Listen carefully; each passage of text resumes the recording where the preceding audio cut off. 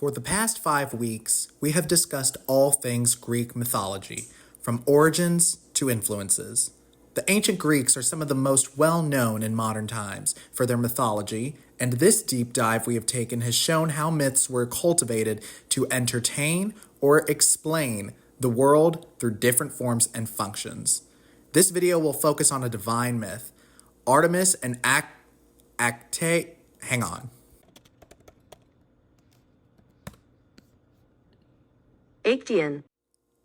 Actaeon. All right. The myth of Actaeon and Artemis is a quintessential example of divine myth. Within divine myths, supernatural beings are flexing their powers over nature, vastly more powerful than lowly mortals. Actaeon was a Theban hero, a descendant of Apollo and a descendant of Cadmus, the founder of Thebes.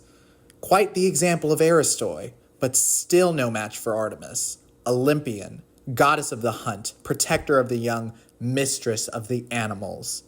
As an Olympian, Artemis is well established far beyond this specific myth. Conversely, though, Actaeon is tied very closely to this specific myth. Artemis took to a deeply wooded forest to hunt. When she grew tired, she bathed in a fountain surrounded by nymphs. At the same time, Actaeon and his fellows wrapped up a long day's hunt for beasts. He continued on his own. Unknowingly, he walked straight in the direction of where Artemis was bathing. The nymphs screamed as they tried to cover the goddess upon seeing Actaeon, an impossible task since she towered several feet over the nymphs. Upon seeing Actaeon looking at her, Artemis threw some of the water she bathed in at him, cursing him. Horns shot out of poor Actaeon's head, and his body morphed into that of a deer. He tried to speak, but no words could be mustered. Only bleats left his mouth. Unsure about what to do and crying over his new reality, Actaeon was forced into a chase, as Artemis riled his dozens of hounds up into a frenzy. They could no longer recognize their former masters, and all took turns sinking their teeth into Actaeon, tearing him to shreds. This is the tragic end of Actaeon, and it brings forth many emotions. How cruel of Artemis, mother goddess of the hunt and protector of the young, to brutally end Actaeon in such a manner. What had Actaeon done that was deserving of such a fate? How could Artemis curse a man who clearly sought no ill intent when he accidentally stumbled upon her?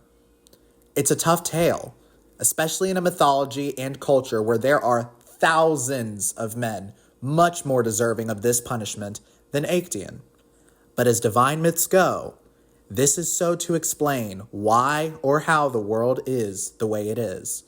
To understand this further, one must understand natural allegories. As Barry Powell states, quote, "Natural allegorical interpretations attempted to explain a cultural inheritance from a distant pre-literate past in light of sophisticated philosophical thought about forces in nature. As the goddess of the hunt, mistress of the animals, Artemis is the allegorical symbol of Mother Nature.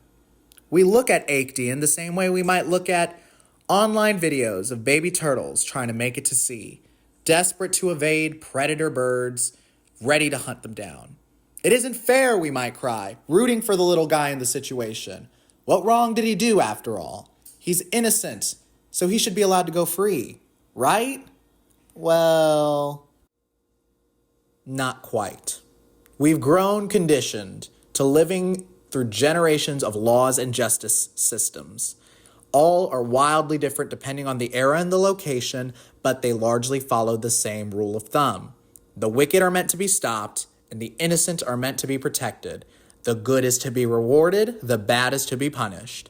From Hammurabi's Code to U.S. Code, and every place and time in between, there have been variations of this desire. Even in our religions, the concepts of afterlife, karma, and underworld all eventually tie back to a similar belief system. Ancient Greek mythology was no exception, with the concept of Xenia loosely following this idea.